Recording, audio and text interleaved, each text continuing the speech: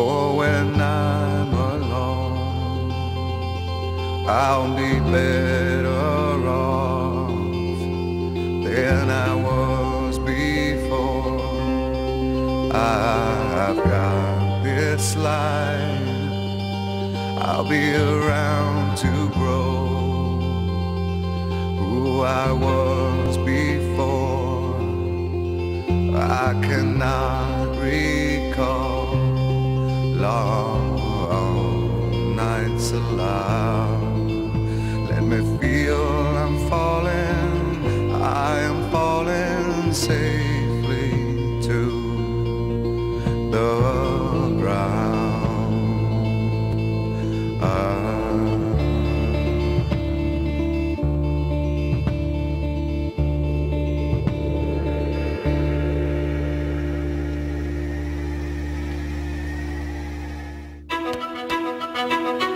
You're going to be a football player when you grow up. Today is the best day of your life. Believe it. He might be the finest quarterback produced in the last 10 years. He's a day like that. That's all I need. Fortunately for me, I didn't lose my life. I didn't lose my job. Football convinced me that life is a team game. Rest of your life, nobody can ever tell you that you couldn't do it.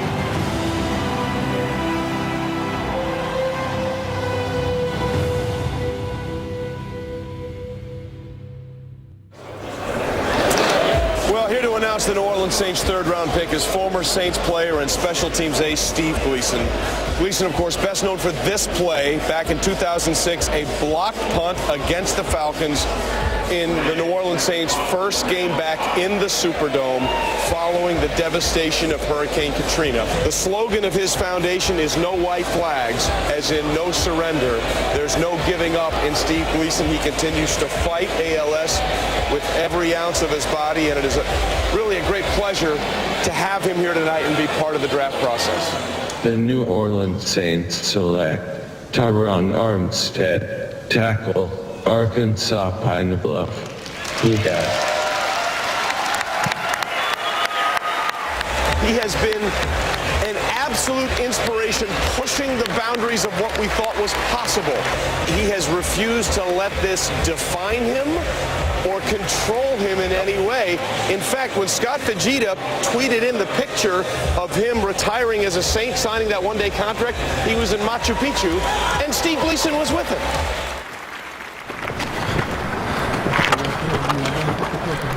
Much like the Inca Trail we did, where we took two grown men living with ALS in wheelchairs from the bottom of the canyon up to 10,000 feet to get to these ruins of Machu Picchu.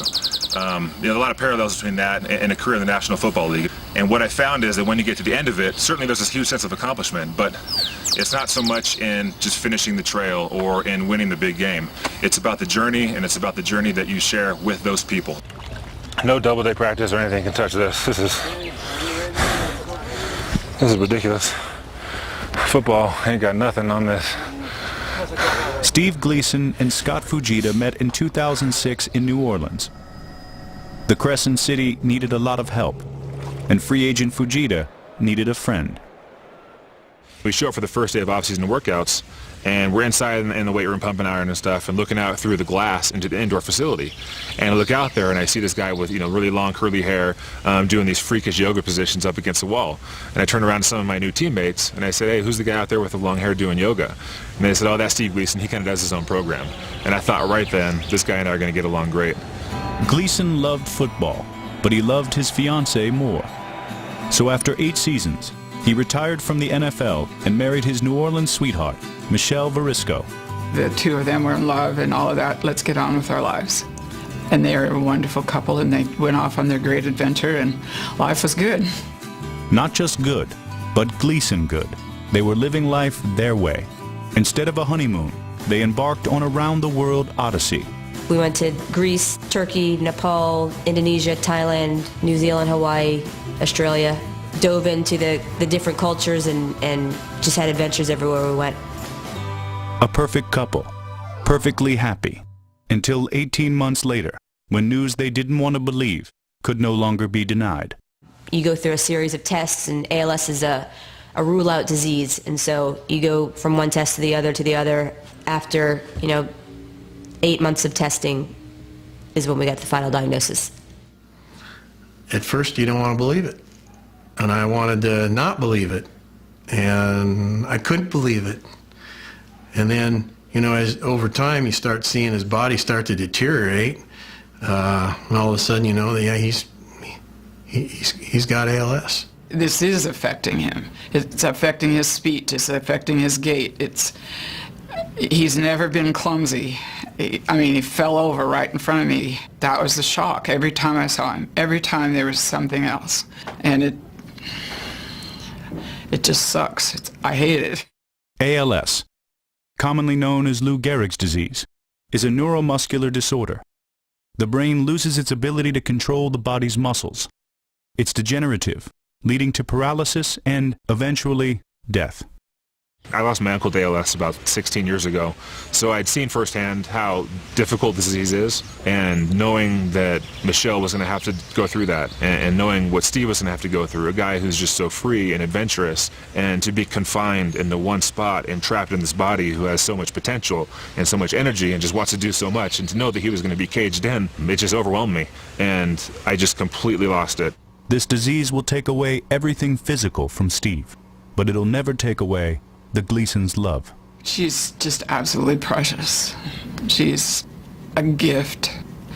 I'm in awe and so thankful for what she's doing, because she makes him alive, and she's just out there, which is what he just adores about her, and she doesn't give up. And that is just such a blessing to have her be that way. Her heart's filled with so much love. You can see it. You know, every time she looks at him, looks at their son Rivers, is engaged with whatever they're doing. I mean, she's all in. As Steve's body began to shut down, Michelle needed help to physically move her husband. Enter Blair Casey, who now works full-time for his friends. As his assistant, as his driver, as his caretaker, as his trainer, whatever they need, I'm here for them. Blair met Steve at Millsaps College, where he was a student, and the Saints were holding training camp. That night, I got to tell my parents that I met Steve Gleason because this was my idol, my hero growing up because of his work ethic, just who he was. We don't worry about cutback. Yeah, I know. We got to get to that first play, that front side play. We got it. Normally when ALS patients are diagnosed, they basically say prepare to die. And with that, Steve's motivation was, well, I'm not going to do that. I'm going to do the exact opposite. I'm going to prepare to live. So Steve did. And as always, he did it big, going back to school to finish his MBA, then hitting the road for another epic trip, this time in a modified van, the Gleasons dubbed the Iron Horse, Lou Gehrig's nickname. I was between like 5 and 7 months pregnant, and he was, 5 and 7 months post-diagnosis. And then I'd walk out like this big pregnant belly, and he'd walk out with his stick, a cane, or his walker, whatever he was using at the time. It was a really good trip, a really hard trip, but just totally glad we did it. The Iron Horse isn't just a vehicle. It's practically a symbol for Team Gleason. That's the foundation Steve and Michelle started, to provide adventures for people suffering from ALS and other neuromuscular diseases.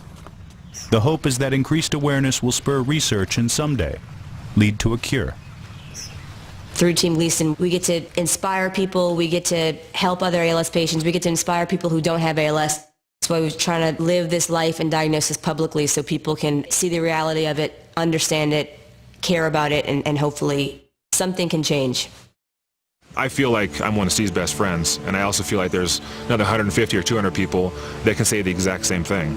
And people could say that long before this diagnosis. He has that kind of charisma and that kind of personality where he just lets you in.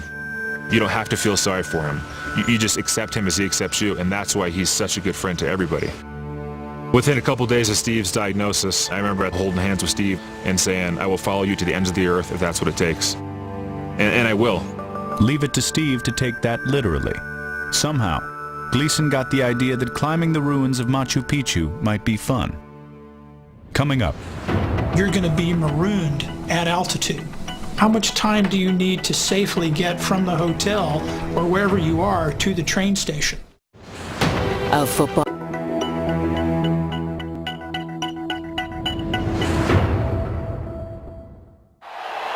In 2011, Steve Gleason went public with his diagnosis. The Saints were with him every step of the way. Soon after, he shared happier news. Michelle, I made a decision in February, post-diagnosis, whether we should start a family, and 9 months later, I think it was an amazingly beautiful decision. People ask how Rivers is, and it's an easy response. He's perfect. Anything that brings love and inspiration into his life is a good thing, and at the pinnacle of that is Rivers and Michelle. You know, they are the pinnacle of what brings love and inspiration into my brother's life. Gleason named his son Rivers, fitting for a man who loves nature still, and whose adolescence in the Pacific Northwest was shaped by its waters.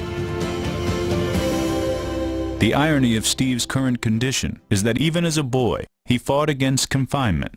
Steve was born with metatarsus adductus, which meant that the bottom of his feet, instead of being this way, they would face like this, and it was really curled tight. The first doctor that we took him to had him in casts where he would turn the foot outward and then put a cast on, and that was in the days when it was plaster casts. And there was one day when he was on the floor, he was about a year old, and he had taken one foot and tried to push the cast off. And I thought, if he doesn't want those things on his feet and wants it that bad, then we're not doing this again. And that determination he had to remove the cast showed me that that was something I was going to need to get used to. When he set his mind to do something, even at a really young age, he was always really persistent, and he just made up his mind that if he was going to do something, you know, he was going to do it the best he could do it. This is my lab, my favorite room, where I get to show off. We installed automation in the house, so I'm able to control lights, fans, doors, and all of our electronics. Using retinal scan technology, he can still communicate, but at one letter at a time. It's tough. It's even tougher when the folks you're communicating with can't believe what they're reading. I'd say about 3 or 4 months ago, we just sort of crossed paths on Twitter and Facebook, and he reached out to me via Twitter, like a direct message that simply said, like, hey, you know, we're going to Machu Picchu. Are you interested? We'd like to take you. And I thought it was like spam. I mean, I had to read it 3 or 4 times. What kind of man thinks summiting Machu Picchu in a wheelchair is a good idea? The kind who can crack a joke when there's a feeding tube in his belly. Benny, you're on camera. Do not this up. Gleason has more than a sense of humor. He has support from his NFL brothers. ALS doesn't just kill you. It shuts you down, little by little, bit by bit. Maybe it's holding a pencil that gets difficult. Your mind keeps working, but your body doesn't respond. Soon you can't hug your mother or pick up your child. First you can't catch the ball, then you can't catch your breath. ALS doesn't just kill you. It steals your life, a little bit at a time. And it doesn't stop until there's nothing left. Unless we stop it first. Gleason has no illusions about what he's up against. But in his condition, the trip to Machu Picchu might simply be too dangerous. So he's taking every precaution possible. Machu Picchu is at an altitude of approximately 8,000 feet. And even more complicated is the fact that to get there, you need to go to Cusco first, which is an altitude of 11,200 feet. And what we plan to do is to expose him to the same altitude, but in a controlled condition. Nice shirt. Nice shirt?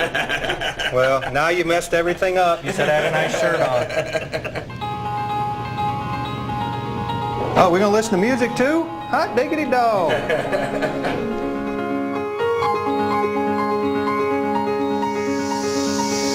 Getting ready to go to 11,200 feet. I believe heroes take adversity or tragedy and turn it into opportunity. Passing 10-5. And then share the opportunity with others, so the others can do the same. Passing 11. In that sense, we all have the chance to be heroes, to some degree. I happen to have been dealt more adversity than most, so, the way I look at it, there is greater opportunity for heroics. Okay. Okay, guys. 11-2. Thanks again, everyone. All right. He's going to take a calculated risk in trying to attempt this trip, and he knows that. And the people around him that care about him know that too. Coming up. There could be nothing better than what's happening right now.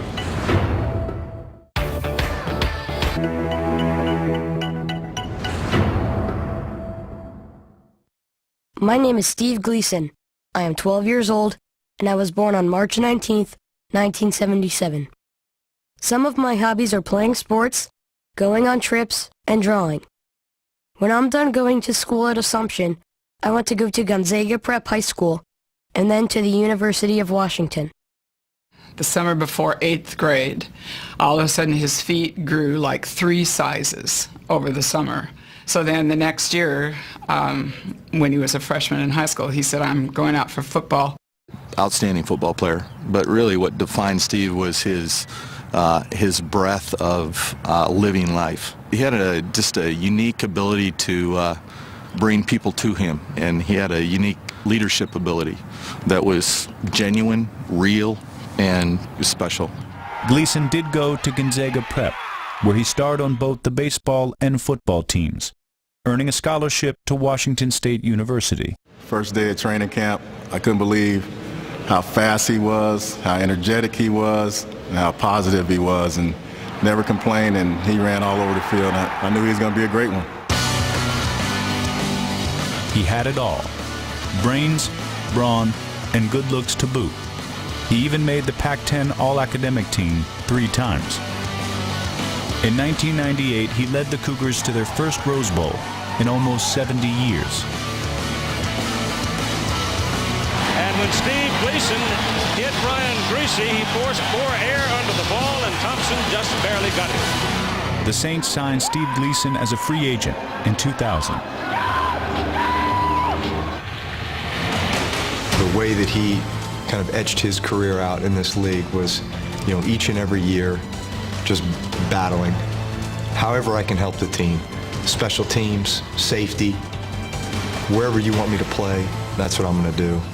The commitment and the type of heart that it took for Steve Gleason to make the contributions on this team that he did. There was not a guy who was more respected than Steve Gleason. It took a whole year for the Superdome to reopen after Katrina. It only took Steve one play for him to become a Saints legend. Here's Kane in the pipe.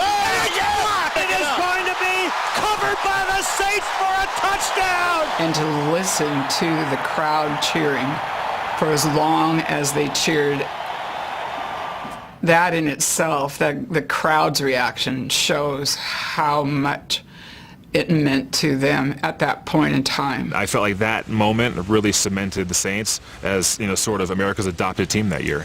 And that emotional wave just carried us through the whole season.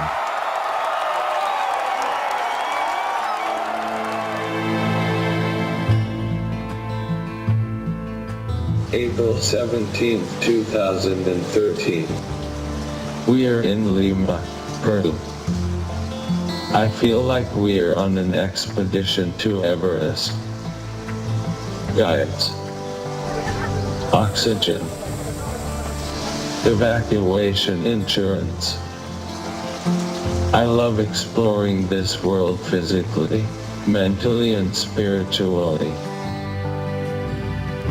But this might be the last adventure of this magnitude that I do, until I am healed.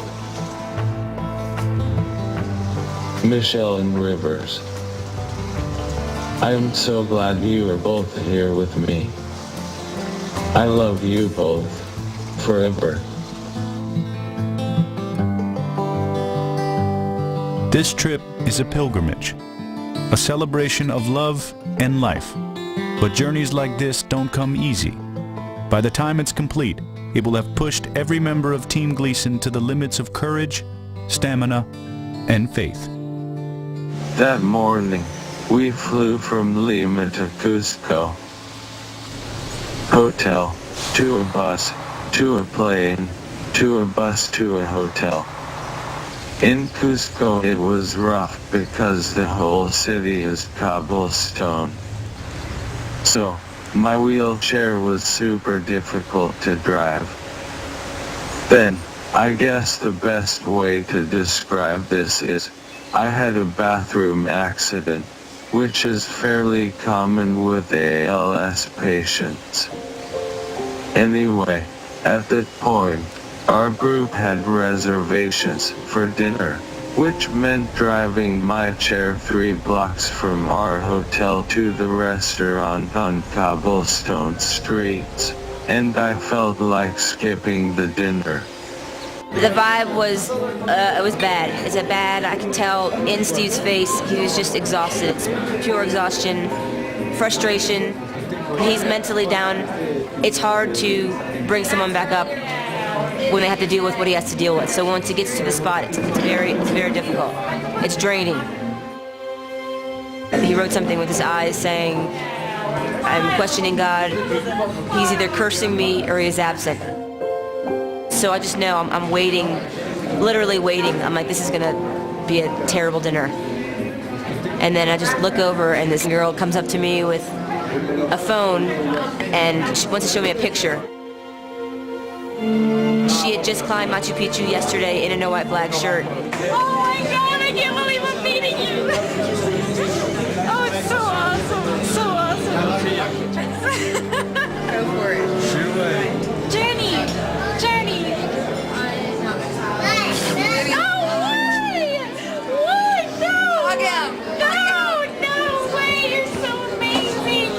You're so amazing!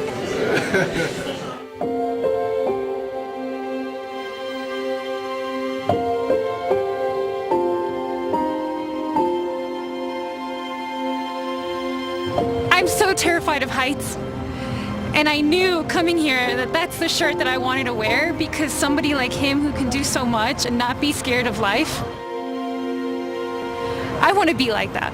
I want to be like him.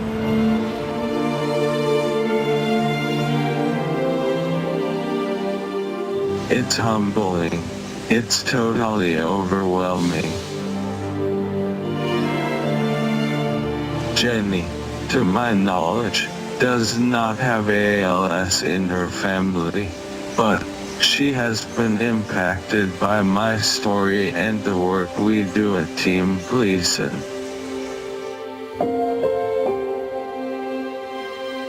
Seeing this in person and seeing that we are making a difference and Steve is making a difference, and it means a lot.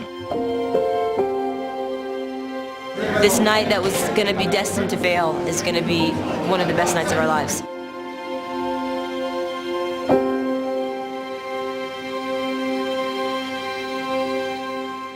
Coming up. There was no turning back. It's not like we can call a helicopter to come and rescue us. It's adapt or, I guess, sleep in the jungle and figure things out the next day. That wasn't an option either. Own NFL, A Football Life Season 2 today.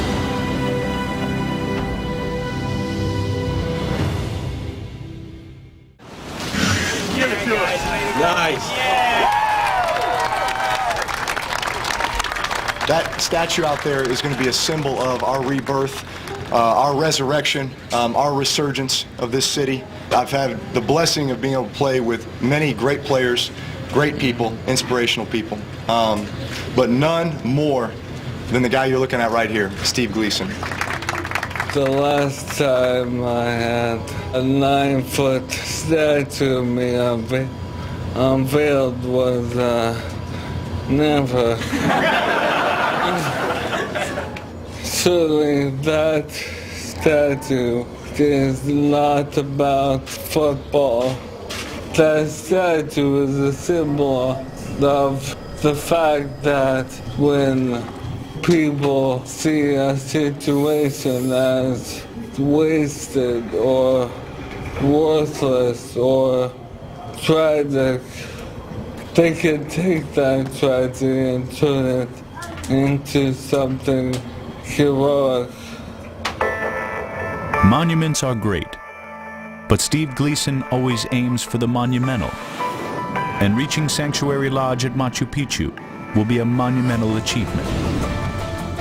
Because between the train stop and the lodge is 11 miles of the Andes. Machu Picchu was home to the gods, and getting to them is not easy. But the chance encounter with Jenny the night before has provided inspiration. Team Gleason is emotionally back on track. And all of a sudden this train drops you off in what feels like the middle of the jungle, and you got about 2 yards of space between the edge of the train track and a cliff that leads down to this river. And I jump off the train, kind of start stressing out. We've got 2 patients who are nearly paralyzed. What are we going to do here?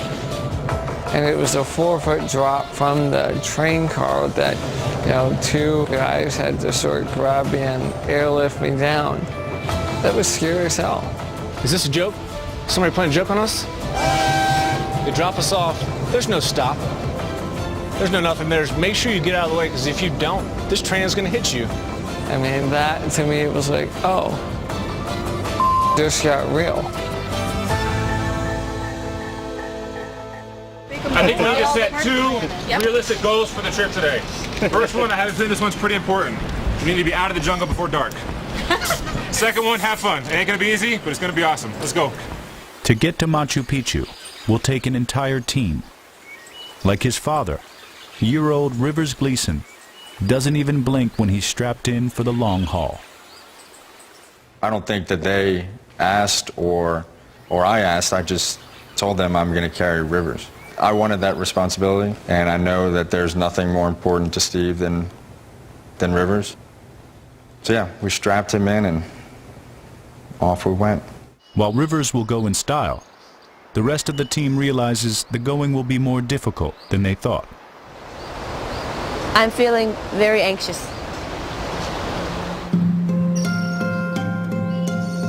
We had no idea it was going to be like this, but we have no choice. There's no turning back. The train's gone. So onward we go. The first thing we have to do is go down like 30 stairs, and I'm like, well, I guess the hardest part's going to be in the beginning. Then it's going to get easier from that point on. I was thinking, are the poles we fabricated gonna hold up? Then I thought, are these guys about to lift me on their shoulders and take me down this staircase? Oh my gosh. By the time I processed what was going on, it was like, well, I can resist this or I can accept it. But either way, it's happening. We crossed this footbridge and everybody feels good about it. And yeah, we just crossed the bridge. And that was challenging in itself. And that was just the tip of the iceberg. They get him down and we're like, I'm thinking that's going to have to be the hardest part. There's no way it's going to be this hard. And then we continue on, and those parts keep coming, up and down, up and down.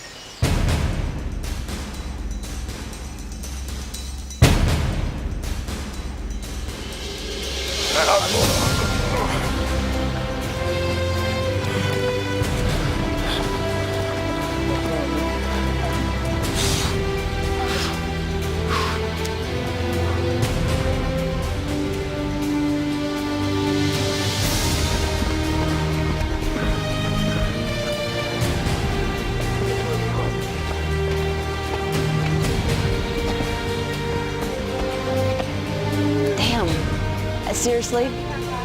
That's just wrong.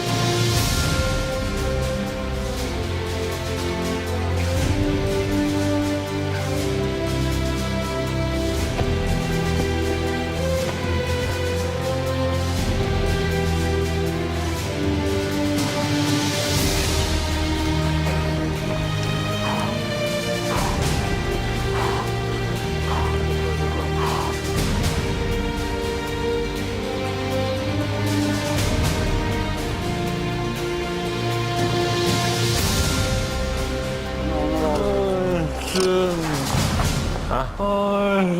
Holy is right. That was challenging. I think we expected challenging, but this is a whole different level. Hiking over goat trails at 9,000 feet is tough. Doing it while carrying 2 grown men is next to impossible. It requires frequent stops for adjustments. You want to stretch? Just the left. Take the zip tie off. I got you. Up, more. The team's pace is agonizingly slow, 1 mile per hour. At this rate, they won't make the lodge before nightfall. These chairs, I think in theory, it was a great idea, and we had to make some custom modifications, you know, for what we expected to be some uneven terrain, but I don't think we imagined how treacherous the terrain would be. The chairs, though tough, aren't tough enough. One of the welding snaps, so one of the rear carry poles is no longer, it doesn't work anymore, it's obsolete. We've got a little bit of a maintenance issue on the chair on the back, so they're just seeing what they can do to craft something so they're able to pick up the chair. Look, here's a problem, here's a solution. You know, there's no, well, we can't go any further. It's, oh, we can go further, and we're going to do it. Team Gleason desperately jury-rigs the chairs using whatever they can. Bamboo, rope, zip ties. It's MacGyvering in the mountains. And it works. By the time Steve's chair breaks a few hours later, the guys are old hands at fashioning a fix. They simply will not let this trail beat them. Coming up. Bill, this is impossible. It was so steep, so dark, so slippery. That was by far the hardest part of it. The Jesuits at Gonzaga Prep helped form Steve Gleason's character. Not surprising, then, that he refuses to let ALS stop him from helping today's students. Every week prior to our game, they see a video about Steve Gleason. So these kids understand and appreciate from a much bigger thing than football about never quitting and being in the moment. Teenage boys aren't exactly the easiest audience to reach, but especially among the Bullpup football team, Gleason's message is finding an audience. So let's talk about faith.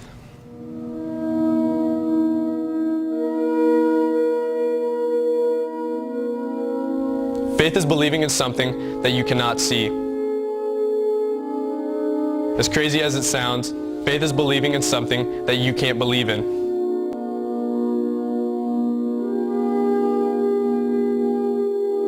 When you are trying to achieve something that seems impossible, you must have faith.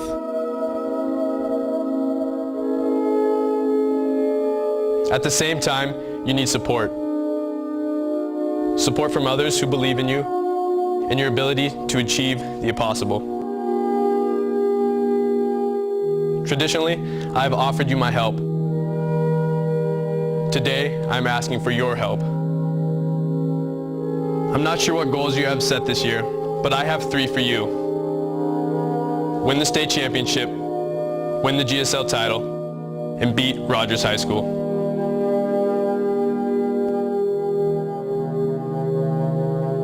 Do this to inspire me and support me in my own mission to achieve the impossible.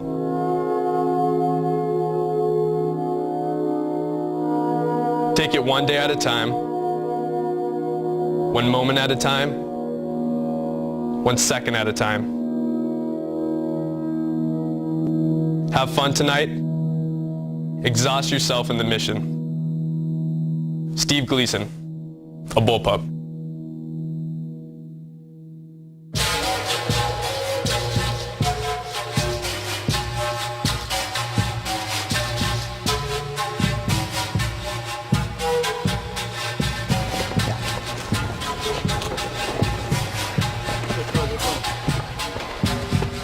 This is a lot more treacherous than I thought.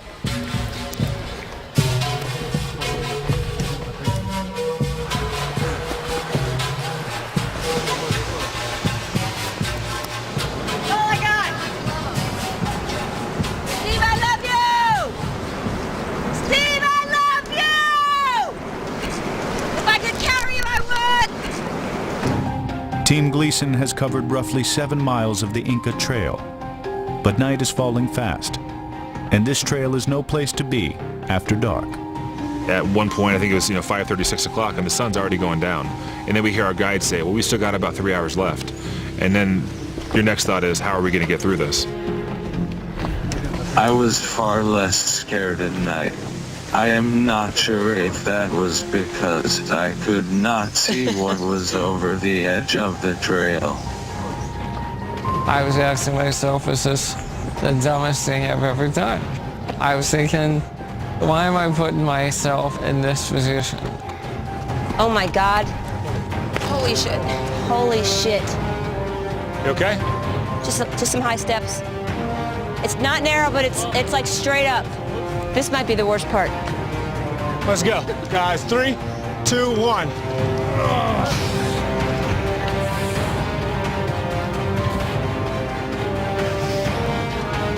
Come on, Hector. Get up. A little longer, guys. A little bit longer. Time for this. It's time to rock and roll.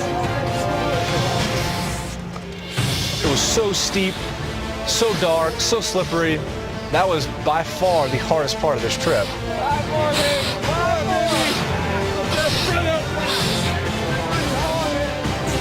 Yo, this is impossible. A little bit longer, guys. A little bit longer. Moving light right here. Light, light, light.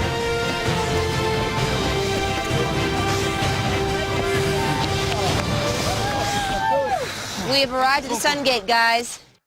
The Sun Gate is the trail's big milestone. Reaching it is an achievement to savor. Team Gleason is almost too exhausted to care.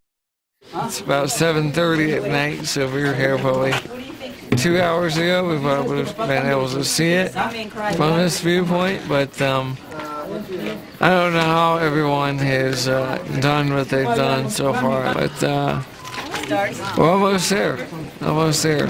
Steve-O, you made it, buddy. Almost. Sun Gate. You can see our hotel.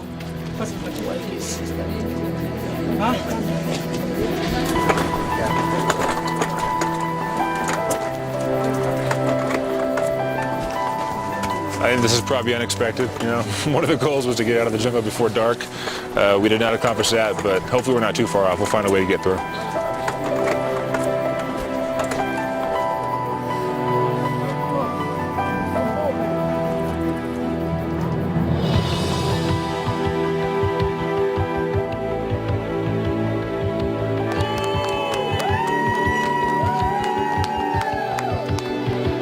I've played football a lot of years. I've had a lot of two-a-days and training camps. Physically, that was the most exhausting and draining thing I have ever been through. It was awesome. We achieved the unachievable, and it feels great. I think the word is relief. No one was hurt. We made it. I want to congratulate all of you. I'm here for 5 years, and that's the first time I see a team that did what you did. I was told you were about to arrive at 6 p.m. and by 9 they called me to send you some torch lights. And I was worried, but you arrived well, and that's unbelievable what you did. Congratulations again, it's fantastic. Coming up, the reward for 11 hours on the trail.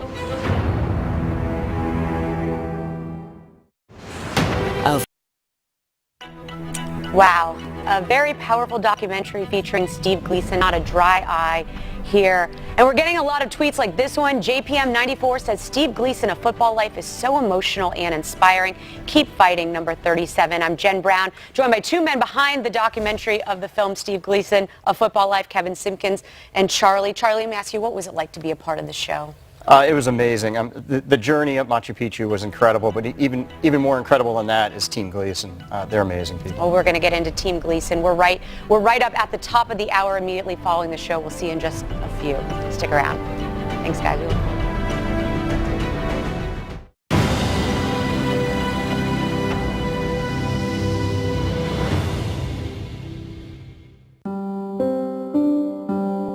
There have been 27 players diagnosed with ALS in the past 60 years. More ALS patients than that, who never played football, will die in the next 2 days. The question of whether I would play football again is a popular question. But would I give up my wife, Michelle, or our son Rivers? In some way, football brought me to them. And tell me what my life would look like in detail if I had not played football. Would I have gone to college? Would I have found something passionate and meaningful to do? Would I have made an impact on others? Our science community does not yet know what causes ALS. For me, this disease is global. It affects any race, gender, or walk of life.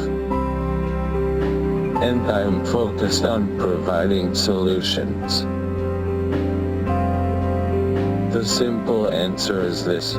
Right now, I am happy. My life is not easy, but it's awesome.